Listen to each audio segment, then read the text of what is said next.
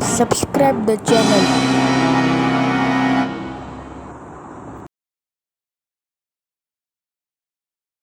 Becoming a millionaire isn't just some pipe dream. Statistics show that more than half of the millionaires made their fortune on their own. The lessons learned from them don't guarantee you the status of a rich person, but they are definitely worth listening to. The 50-30-20 rule. With this rule, you can plan your budget. Divide your income into 3 parts.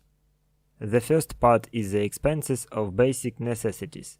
50% of monthly expenses should go towards paying rent, transportation, utilities, buying groceries, and so on. The second part is personal expenses. It is assumed that you can spend 30% of your income on entertainment, shopping, hobbies, in general anything that makes you happy. The third part is savings. 20% of your money should go to a savings account. Of course, you can vary this rule a little bit to suit yourself.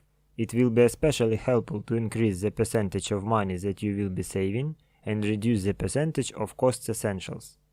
And you certainly shouldn't increase your personal spending percentage. If you really want to, then increase your income, and then with a constant percentage you will be able to spend more money on yourself without compromising the quality of life and the rate of capital accumulation. Go in for sports and take care of your health. The question arises, what is the connection between playing sports and making big money? According to statistics, 89% of people in significant positions devote their free time to sports. Ernst & Young conducted a survey among women executives, directors, and top managers. It turned out that 90% of successful employers started to engage in various sports. These statistics are impressive. Indeed, a healthy lifestyle helps a person discipline himself, manage his free time correctly, and understand the capabilities of his body. Some entrepreneurs, for example, even like to hold work meetings over a game of golf. It can be assessed what the interlocutor is worth. An important skill that sport can provide is the ability to play in a team. Indeed, often a team game allows you to increase earnings, gain new knowledge, and look up to stronger players, leaders. Work hard. What is the life of an ordinary average millionaire? Many strive for wealth, imagining what a serene life for people who own a large fortune. They can dress luxuriously, eat in the best restaurants, buy expensive cars and houses, and move around the world with ease. This belief is nothing more than a stereotype seen in the movies. According to statistics compiled by Forbes magazine, about 60% of billionaires and millionaires work 60 or more hours a week. Marissa Mayer is a woman who has made one of the most dizzying careers in the world. Formerly served as the president and CEO of Yahoo and was a long-time executive of Google. In one of her interviews, she admitted that at the time of Google's launch, the team worked 130 hours a week. It sounds crazy, but workaholism is one of the factors in the success of a startup. Such data is unlikely to please an officer worker who on average devotes only 40 hours a week to work. But after all, work means not only a daily visit to the office, but also a contribution to increasing one's own value in the labor market, learning languages, obtaining additional education, or just reading specialized books. The heads of large enterprises are professionals in their field with truly encyclopedic knowledge.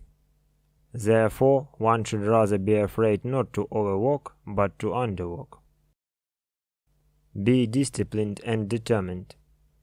Raphael Badzak, an expert in entrepreneurial psychology, discusses the long-term habits of billionaires in his book The $1 Billion Secret: 20 Principles of Billionaire Wealth and Success.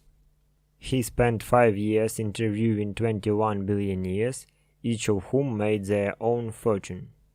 And he found that among other things they were all disciplined. The billionaires I interviewed are the most disciplined people I have ever met, Badzyak wrote. They put a high standard on themselves and on the people around them. After studying 500 millionaires, journalist and writer Napoleon Hill found that they all have one thing in common: determination. Analysis of several hundred people who had accumulated fortunes well beyond the $1 million mark disclosed the fact that every one of them had the habit of reaching decisions promptly. Hill wrote in his book on personal finance, Think and Grow Rich. Don't be afraid of failure. Psychologists say that emotional burnout at work is not associated with a large number of working hours, but with a lack of visible results from their actions. For many people, failure is a reason to doubt themselves and the correctness of the chosen path. But it is not for nothing that there is a saying: the only man who never makes a mistake is the man who never does anything. In any work, the human factor is not excluded. It's important to think in time about the reasons of your defeat, draw conclusions, and calmly move on. One of Rockefeller's life mottos was the utterance, "I always try to turn every disaster into an opportunity." Therefore, a fiasco is just an occasion to take into account mistakes and build a new working scheme. The creator of the famous sweets under the Ferrero Rocher brand has been hampered by many events in the creation of a confectionery business. For example, it was difficult to get cocoa in post-war Italy. Then Pietro Ferrero created a dessert that contains almost no chocolate. The business was developing, but scaling was out of the question until there was a nuisance that almost ruined many years of work. One day the Ferrero family received a large order. Having prepared a lot of cake the day before and put the sweets in the basement, the family went to bed. The next morning, Ferrero's wife found that all the pastries had melted overnight. The climate in Italy is warm. In desperation, Pietro tasted the lost dessert. Surprisingly, its taste just got better. Then the pastry chef made a kind of canapé and served it on the festive table for his customers. This is how the story of the familiar Nutella paste began. By the way, such production also turned out to be less expensive and therefore more profitable. It was after the incident with the cakes that Ferrero was able to open their first confectionery factory.